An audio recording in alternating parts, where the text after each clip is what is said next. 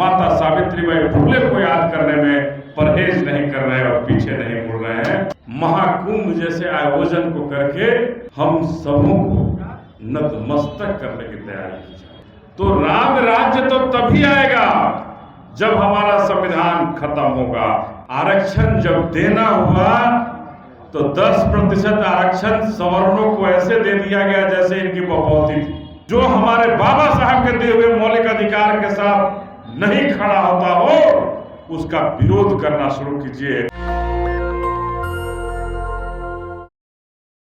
जिस इतिहास में हमें पढ़ने से रोका गया था, जिस इतिहास में हमारे माताओं बहनों को कमरे के अंदर घरों के अंदर कैद कर दिया गया था, उसकी जयंती मनाने माता सावित्रीबाई फुले की जयंती हम इस छात्रावास में बड़ी धूमधाम से मनाते हैं। मैं सैल्यूट करता हूं आप सबको। क्या जब मनुस्मृति सामंतवाद और ब्राह्मणवाद एक तरफ सर चढ़ करके बोल रहा है, उस समय भी हमारे ये भाई अपने इतिहास को याद करते हुए माता सावित्रीबाई फुले को याद करने में परहेज नहीं कर रहे और पीछे नहीं मुड़ रहे हैं। मैं आप सबको बहुत बहुत धन्यवाद इसके लिए देता हूं। आप सभी धन्यवाद के पात्र हैं। जिस सरकार के रहते हमारे इतिहास को कुचला जा रहा है, इस इतिहास के पन्नों को पलटने वाले आप लोग निश्चित रूप से बधाई के पात्र हैं। एक तरफ हमारे संविधान पर आघात किया जा रहा है, एक तरफ संवैधानिक ढांचे को गिराया जा रहा है और दूसरी तरफ महाकुंभ जैसे आयोजन को करके हम सबों को नतमस्तक करने की तैयारी की जा रही है। हम सबों को नतमस्तक करने की तैयारी की जा रही है। अरे मैं तो ये कहना चाहता हूं कि हम हिंदू हैं, ये कहने में मुझे कहां पर है। जन्म से हम हिंदू हैं, लेकिन नफरत तो उस ब्राह्मणवाद से, नफरत तो उस सामंतवाद से है जिसने हमारे पूर्वजों को पढ़ने से रोका, जिसने हमें चलने से रोका, हमें बाजार में हमारी माताओं और बहनों को जाने से रोका। हमें नफरत तो उस वैसे राम राज्य से। और आज कुछ लोग जो हैं फिर से कहने आ गए हैं कि हम फिर से वही राम राज्य लाएंगे, फिर से वही राम राज्य की चर्चा हो रही है। तो हम छात्र बैठे हैं, हम अपने तमाम भाइयों से, युवा भाइयों से, बहनों से जानना चाहते हैं, कहना चाहते हैं कि क्या हम अपने संविधान को अपने जिंदा रहते खत्म होते हुए देख सकते हैं? तो राम राज्य तो तभी आएगा जब हमारा संविधान खत्म होगा। बिना हमारे संविधान को खत्म किए राम राज्य नहीं आ सकता है मेरे भाइयों। तो हम सबों को तैयार होना होगा अपने अम्बेडकरवाद को मजबूत करने के लिए, अपने बाबा साहब के उस मंत्र को मजबूत करने के लिए, जिस मंत्र में उन्होंने हमें कुर्सियों पर बैठने का अधिकार दिया, छात्रों को पढ़ने का अधिकार दिया और हमारे घरों में नौकरियों का अधिकार दिया। तो हमारे बाबा साहब को सुंदर संविधान की बदौलत मिला है। तो हम तमाम लोगों से अपील करना चाहते हैं कि हम अपने सुंदर संविधान की रक्षा के लिए, जब ये सरकार समझती है कि हम संविधान को सीधा नहीं बदल सकते हैं, तो कभी वोट के माध्यम से, कभी किसी माध्यम से उसमें बदलाव करते रहते हैं। आज आप सबों ने देखा कि आरक्षण पर जब चोट करना हुआ, आरक्षण जब देना हुआ, तो 10% आरक्षण सवर्णों को ऐसे दे दिया गया जैसे इनकी बपौती थी। इनकी बपौती थी 10% आरक्षण। किसी ने उस पर कोई खिलाफत नहीं किया, कहीं ने कोई विरोध नहीं किया। 10% आरक्षण सवर्णों को मिल गया और हमारे आरक्षण पर उनकी नजर है, हमारे आरक्षण पर उनकी नजर है।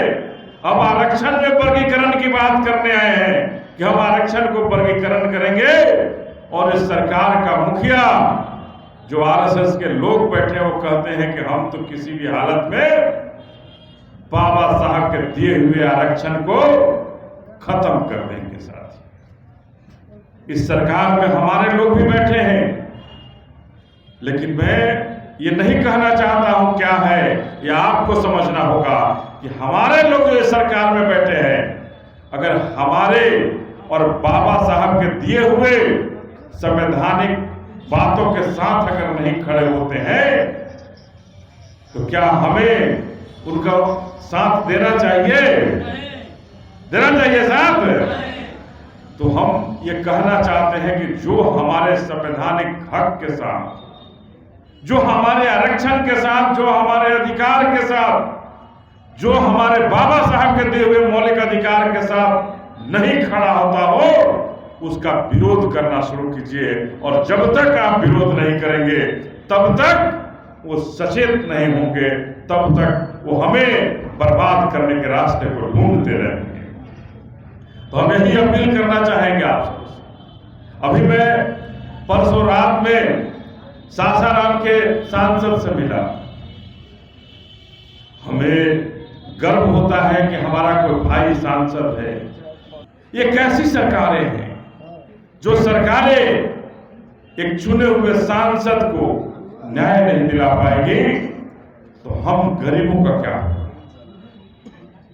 हम शोषित वंचितों का क्या होगा, हम पिछड़ों अति पिछड़ों का क्या होगा। तो हम आप सबों से गुजारिश करने आए हैं कि आज यह हमला सांसद पर नहीं है, यह हमला विधायक को झंडा तोलन से रोकने का नहीं है, ये आपको रोकने का, ये शोषित दलित वंचित पिछड़े अति पिछड़ों को सरकार में बढ़ती भागीदारी को रोकने का है और आपके प्रभुत्व को खत्म करने का प्रयास। इसलिए आप सबको जगना होगा और जग कर देखना होगा कि हमारे हक और हुकूक की लड़ाई कौन लड़ेगा, और उसके साथ खड़ा होना होगा। तभी हमें आगे बढ़ने का रास्ता मिलेगा और तभी माता सावित्रीबाई फुले को सच्ची श्रद्धांजलि हम अर्पित कर पाएंगे और तभी हम अपने बाबा साहब के सपनों को साकार कर पाएंगे। तो मैं तमाम बैठे छात्रों से, छात्राओं से और अपने भाइयों से निवेदन करना चाहता हूं कि आप आज माता सावित्रीबाई फुले का जयंती मना रहे हैं, बहुत ही खुशी की बात है।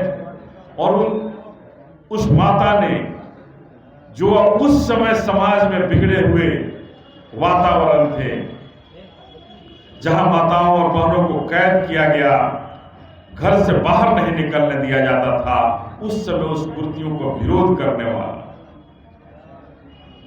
उस माता को निश्चित रूप से सत सत नमन है, श्रद्धा सुमन अर्पित करते हैं और निश्चित रूप से कहना चाहते हैं कि हम सबों को प्रेरणा लेने की जरूरत है कि जब उस समय जब उतनी कुरीतियां थी, ब्राह्मणवाद, सामंतवाद सब पर भारी था, उस समय उस माता ने अकेला विरोध किया। जिसकी 9 साल की अवस्था में शादी हो गई हो, उस माता ने हमारे लिए, अपने बच्चों के लिए इतनी बड़ी कुर्बानी दी कि घर से जब बाहर निकलती थी तो वही ऊंची जाति वाले लोग उनके कपड़ों पर कीचड़ फेंकते, वो दूसरी वस्त्र रखती थी और दूसरी वस्त्र को पहन करके हमें पढ़ाने का, पाठन कराने का काम करती थी।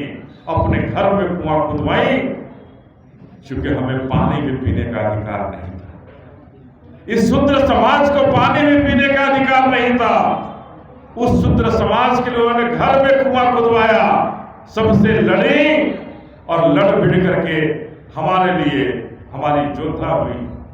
तो हम नमन करते हैं उन्हें और आप सबों से भी कहते हैं कि जब उस विरोध की स्थिति में, विपरीत परिस्थिति में वो हम सबों के लिए प्रेरणा स्रोत रही हैं, तो आज की अवस्था में, आज के समय में हम सबों को भी जागृत होने की जरूरत है कि हम सभी भी जागृत हो और अपने बाबा साहब के सुंदर सपनों के लिए जगे। अपने बाबा साहब के सुंदर सपनों को जो उन्होंने हमारे लिए बनाए हैं जो उन्होंने हमारे लिए आगे बढ़ने का रास्ता दिखाया है, उस रास्ता को कभी पूछने मत दे, उस लौ को कभी पूछने मत दे, और पूरी ताकत के साथ जो उस लौ को बुझाने आ रहा है, जो उसको रोकने आ रहा है, उसका विरोध करें, बिगुल फूके उसके विरोध, और अपना भीमवाद को जिंदा करें, अम्बेडकरवाद को सब पर आगे बढ़ाएं। बस यही कहते हुए जय भीम, जय आप सबों का, नमो बुद्धाय, धन्यवाद। नेशनल दस्तक की आपसे गुजारिश है कि अगर इसको बचाना चाहते हैं तो नेशनल दस्तक को सब्सक्राइब करने के लिए रेड कलर के सब्सक्राइब बटन को दबाएं, फिर बेल आइकन की घंटी दबाएं। नेशनल दस्तक को बचाने के लिए बहुत जरूरी है कि हर खबर को शेयर करें, लाइक करें, कमेंट जरूर करें।